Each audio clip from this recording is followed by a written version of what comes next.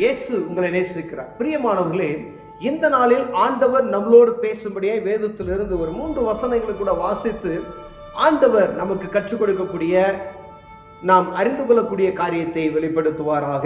அது மத்தேயுவின் புஸ்தகம் 10வது அதிகாரம் 5, 6, 7 வசனங்கள் இப்படியாக சொல்லுகிறது.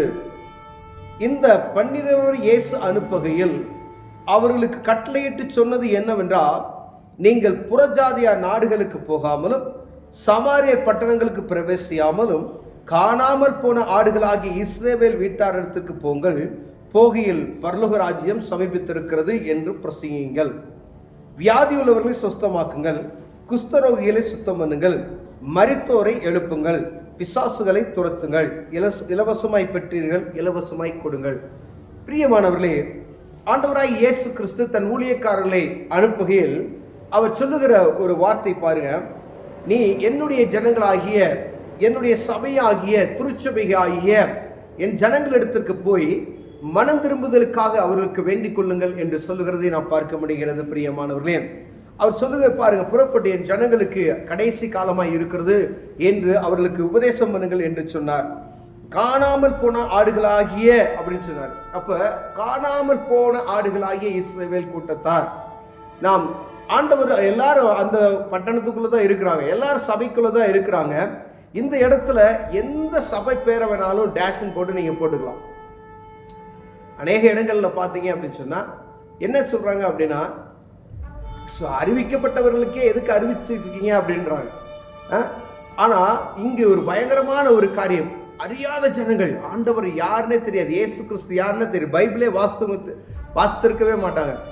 அவங்க உடனே ரட்சிப்பின் அனுபவத்தை பெற்றுக்கொண்டு பெரிய காரியத்தை அவர்கள் ஆண்டவர் நடத்தி கொண்டு இருக்கிறார். பிரியம். ஆனா என் ஜனங்களாகிய இஸ்ரவேல் கூட்டத்தார் என்று சொல்றாரு பார்த்தீங்களா, சபை, எத்தனையோ சபைகள் இருக்கிறது. அதுல எல்லா சபைகளும் நான் சொல்ல முடியும். ஆண்டவர் அவருக்கு விருப்பமில்லாத காணப்படுகிற காரியம் எந்த சபைகள்ல இருக்கிறதோ, என் ஜனங்களுக்கு சொல்லுங்க, காணாமல் போன ஒரு ஆடு. அப்ப எத்தனை ஆடுகள் காணாமல் போயிருக்கிறது? ஒவ்வொரு சபையிலும் காணாமல் போன சபைகள், காணாமல் போன ஆடுகளை கூட்டி சேருங்கள், பரலோக ராஜ்யம் சமீபமாய் இருக்கிறது என்று சொல்லுங்கள் என்று ஆண்டவர் சொல்லி அனுப்புகிறதை பார்க்க முடிகிறது. ஏன்னா அப்படி ஒரு வார்த்தை அங்க சொன்னோம் அப்படின்னா அவங்களுக்கு என்ன செய்யும்? அவங்களுக்கு கோபமா வரும். ஆனா ஆண்டவர் அவர்களை கூட்டி சேரு அப்படின்றாரு. ஏன் அப்படின்னா அவர்கள் நிமித்தம் பிரியம் வைத்திருப்பது நிமித்தமாகவே ஏன் காணாமல் போன என் ஜனங்கள் என்று சொல்லுகிறார். பிரியமானவர்களே, அது எந்த சபையாக வேணாலும் இருக்கலாம். ஆனா அங்க ஆண்டவருடைய சத்தியம் இல்லை அப்படின்னு சொன்னா ஆண்டவர் என்ன செய்யறாரு? என் ஜனங்கள் அப்படின்னு சொல்றாரு. அப்ப என் ஜனங்களை சரியா வழிநடத்தாதபடி இருக்கக்கூடிய மெய்ப்பர்களுக்கு ஆண்டவர் உரைக்கிறது என்னவென்றால், ஏதோ சம்பளத்துக்கு வேலை பார்த்துட்டு போகணுன்றது கிடையாது. ஏதோ சம்பளம் கொடுத்தாங்க வேலையை பார்த்துட்டு போகிறோம் அப்படின்னா அது வேலைக்காரங்க செய்கிறது. எல்லா இடத்துலையும் உலகப்புறமான காரியங்கள் செய்கிறாங்க பார்த்தீங்களா, வேலை கொடுத்த சம்பளத்துக்கு வேலை பார்த்துட்டு போயிடுவாங்க. ஆனால் ஆத்ம பாரம் நிறைந்த தேவ மனிதர்கள் எங்கே என்று ஆண்டவர் கேட்கிறார். என் ஆடுகளை மேய்ப்பதற்கான மெய்ப்பர்களை ஆண்டவர் அழைத்தால் ஒழிய அவர்கள் சரிவர பணி செய்ய முடியாது. பிரியமானவர்களே, இங்கு ஆண்டவர் தேர்ந்தெடுக்கப்பட்ட சிலரை அனுப்புகிறார். அவர் அனுப்புகிறது தான் இந்த காரியத்தை சொல்லுகிறார்.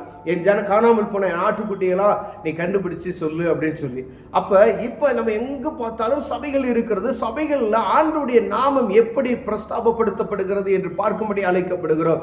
ஆண்டவருடைய பிரசனம் எப்படி இருக்கிறது, ஆண்டவருடைய வார்த்தை எப்படி போதிக்கப்பட்டிருக்கிறது, அங்க இருக்கிற ஒவ்வொரு ஆத்மா குறித்ததான கணக்கை ஒப்புவிக்கும் பொழுது அவர்கள் சரியாக ஒப்புவிப்பார்களா என்று பார்க்கும்படி அழைக்கப்படுகிறோம். பிரியமா, ஒரு ஆத்மாவை குறித்து நம்ம சரியா கணக்கு ஒப்புவிப்பதற்கு தயாராக இருக்கிறோமா என்று பார்க்கும்படி அழைக்கப்படுகிறோம்.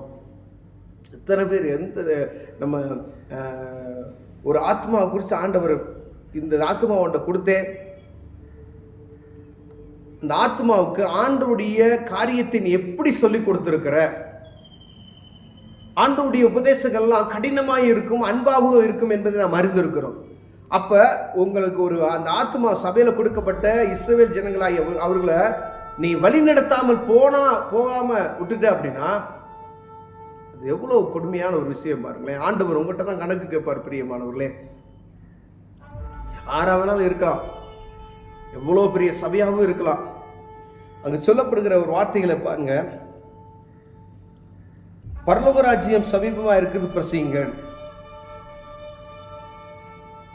வியாதி உள்ளவர்களை சுஸ்தமாக்குங்கள், குஷ்டரோகிகளை சுத்தம் பண்ணுங்கள், மரித்தோரை எழுப்புங்கள், பிசாசுகளை துரத்துங்கள், இலவசமாய் பெற்றீர்கள், இலவசமாய் கொடுங்கள். எங்க செய்ய சொல்றாருன்னா ஆண்டவருடைய சபைக்குள்ள தான் அதை செய்ய சொல்றாரு. என் ஜனங்களுக்குள்ள போய் இதை செய்ய, அவங்களுக்கு அற்புதத்தை பெற்றுக்கொள்ளட்டும்னு. அதை அனுமதிக்காமல் தடை பண்ணி போடுகிறவர்களுக்கு ஆண்டவர் பேசுகிறான்னு வச்சுக்கொள்வோமே. ஆவிக்குரிய வாழ்க்கைக்கான முயற்சி, ஒரு ஒரு ஒரு ஒரு பிள்ளை, ஒரு வீட்டில் ஒரு குழந்தை இருக்கு. அந்த குழந்தைக்கு சரிவர ஆகாரம் கொடுக்காதபடிக்கு, ஊட்டச்சத்து கொடுக்காதபடிக்கு அந்த குழந்தை அது பலவீனப்பட்டு இருக்கிறதுனா நம்ம என்ன செய்வோம், உடனே டாக்டர்கிட்ட போவோம். அதுக்கான காரியங்கள்லாம் பார்த்து ரத்தம் கம்மியாக இருக்கா, என்ன செய்தியே அப்படின்னு சொல்லி அதுக்கான காரியங்களை நம்ம என்ன செய்வோம், உடனடியாக முயற்சி செய்வோம். ஆனால் ஆவிக்குரிய வாழ்க்கையில் முடமாக்கப்பட்டு இருக்கக்கூடிய, பலன் குன்றிருக்கக்கூடிய ஆத்துமாக்களுக்கு ஆவிக்குரிய மன்னாவாகிய ஆண்டவருடைய வார்த்தையை எப்படி கொடுக்கிறோம், அதற்கு என்ன பலன், என்ன முயற்சி நாம் எடுத்திருக்கிறோம். ஐயா அவங்கள கூப்பிட்டாங்கன்னா கடிந்து கொண்டு சொல்லிடுவாங்க. ஏன்னா கடிந்து கொண்டா நமக்கு முடியாது. ஆண்டவர் சொல்றாரு, உனக்கு ஐயோ அப்படின்னு சொல்றாரு. அப்போ என்ன செய்ய முடியும், என் சத்தத்தை நீ கேளு. அப்ப ஆண்டவருடைய வார்த்தைக்கு செவி கொடுக்காதபடிக்கு இருக்கிறத காட்டிலும் என்ன அப்படி நமக்கு முக்கியமான ஒரு காரியம் ஒன்றும் கிடையாது. அப்ப எந்த ஒரு தலைவனாக அழைக்கப்பட்ட ஊழியர்கள் அங்கு ஆண்டவருடைய நாமத்தை வைத்து ஒரு கூட்டம் கூடி நீங்க நடத்திக்கிட்டு இருக்கீங்க அப்படின்னு சொன்னா, அப்ப ஆண்டவருடைய நாமத்தை பிரஸ்தாபப்படுத்தணும். அவர்களுக்கு ஆண்டவருடைய நாமத்தை சொல்லுங்க, யார் அவர் என்பதை நீங்க காண்பித்து கொடுக்காதபடி இன்னும் வைத்திருப்பீர்களானால் காலம் கடைசியாய் போய்விட்டது. எவ்வளவு நாள் அப்படின்னு சொல்ல முடியாது. இதுதான் கடைசி காலம், வாசற்படியில் வந்து நிற்கிற காலம் என்று சொல்லப்படுகிறது. பிரியமானவர்களே, ஆண்டவர் அனுப்புகையில் அவர்களை அங்கதான் அனுப்புறாரு. என் ஜனங்களுக்கு சொல்லு அப்படின்னு. நாங்களுக்கெல்லாம் தெரியும் போ அப்படின்னு சொன்னா அங்க குறை இருக்கிறது என்று அறிந்து கொள்ளணும். அங்க சர்ச்சில் இங்கெல்லாம் கிறிஸ்டியனா இருக்காங்க அப்படின்னு சொல்லுவாங்க. சத்தியத்தை முழுமை அறிந்திருக்கிறோமா? வேதத்தை வாசிக்கிறோம், ஜெபிக்கிறோம், அதன்படி நடக்கிறோமா என்று பார்க்கும்படி அழைக்கப்படுகிறோம். பிரியம், ஒருவேளை இப்படிப்பட்டதான காரியத்தில் நாம் குறைச்சலவர்களாய் காணப்பட்டால் ஆண்டவர் நம்மளோடு தான் பேசுகிறார். ஊழியக்காரரோடும் விசுவாசிகளோடும் ஆண்டவர் பேசுகிறார். ஒருவேளை எனக்கு எல்லாம் தெரியும் அப்படின்னு சொன்னா அது தவறு இருக்கிறது. எப்படியெல்லாம் நாங்கள் எங்களை சார்ந்த ஊழியக்காரர் பாருங்க, அவங்க அநேக காரியங்களை அவங்ககிட்ட இருந்து நாங்கள் கற்றுக்கொள்ள முடியும். ஒவ்வொரு நாளும் புதுவிதமான காரியங்களை வேதத்திலிருந்து அவங்க சொல்லிக் கொடுப்பாங்க. அவங்க எங்கேயாவது ஒரு புத்தகத்தை படித்தது நிமித்தம் சொல்லுவாங்க. ஏதோ ஒரு ஊழியக்காரருடைய அந்த சாட்சி நிமித்தம் சொல்லக்கூடிய காரியங்களை கேட்டிருக்கோம். பிரியமானவர்களே, அப்ப என் சபை, என் ஜனங்கள், ஆண்டவர் சொல்றாரு, இவங்க எங்க பாதாளத்துக்கு போய்விடாதபடிக்கு அவர்களை நீ என்ன செய்ய, ஆண்டவருடைய கற்பனைகளை கற்றுக் கொடுத்து அவர்களை வழிநடத்து என்று சொல்லி சீசர்களை அனுப்பி அப்படிதான் சொல்லி அனுப்புறாரு. நமக்கு இப்ப ஆவிக்குரிய வாழ்க்கையில நமக்கு தேவையில்லை.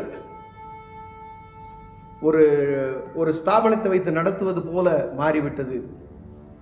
ஆண்டவர் விரும்புகிற ஒரு காரியம், ஒரு சபையும் கெட்டு போகக்கூடாது. காணாமல் போன ஆடுகளை தேடுகிறதுக்கு ஆண்டவர் நிற்கிறார். பிரியமானவர்களே, கணக்கு கேட்கும் பொழுது யார் அதற்கு அதிகாரியாக நியமிக்கப்பட்டு இருக்கிறாங்களோ அவங்ககிட்ட தான் ஆண்டவர் கணக்கு கேட்பார். ஆண்டுடைய வருகையின் போது நியாய தீர்ப்பு எங்கிருந்து வர, சபையிலிருந்து தான் வரும்னு சொல்லப்படுகிறது. அப்ப சபையில யார் அதுக்கு மூப்பர் என்று சொல்லப்படுகிறார்களோ, ஒரு சபையை நடத்தக்கூடிய மூத்த தலைவர் யாருக்காரோ அங்கதான் ஆரம்பிக்கும். இப்ப அங்க ஆரம்பிச்சு அடுத்தது கடைசி தான் விசுவாசிகள்கிட்ட நியாய தீர்ப்பு வரும் என்பதை நாம் அறிந்து கொள்ளும்படி அழைக்கப்படுகிறோம். அப்ப உங்களுக்கு சபையில இருக்கக்கூடிய ஒரு 100 பேர் 50 பேர் இருக்காங்கன்னு வச்சுக்கோங்க. எத்தனை கிளை சபைகள் இருக்கிறதோ ஒவ்வொரு இடத்துலையும் தேவனுடைய நாம மகிமைப்படுகிறதா என்று பார்க்க முடியாத ஒரு கமிட்டியை நீங்க உருவாக்கணும்.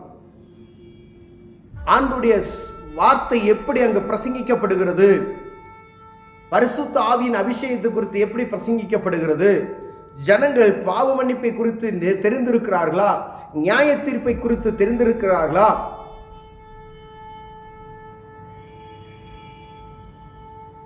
அப்ப ஆண்டவர் விரும்புகிறது, காணாமல் போன என் ஜனங்களை முதல்ல நீ அவங்களுக்கு சொல்லிடு அப்படின்னு சொல்றாரு. ஆனா நம்ம அதை அள்ள தட்டி கொண்டு இருக்கிறோம். பிரியமானவர்களே, நம்ம அள்ள தட்டி கொண்டு இருக்கிறோம். ஆடுகள் நல்ல மேய்ச்சல் உள்ள இடங்கள்ல மேய்ப்பதற்கு ஆயத்தமாய் இருக்கிறது. மேய்ப்பர்கள் அதை மேய்க்கக்கூடாதபடிக்கு தடை பண்ணுகிறதை நாம் பார்க்க முடிகிறது. நம்ம இருதயத்தில் கை வச்சு நம்ம கேட்டோம்னா ஆண்டவர் சொல்லுவார், மேய்ப்பன் என்று சொல்லக்கூடியவர்கள் எப்படி ஆடுகளை மேய்க்கிறோம், நல்ல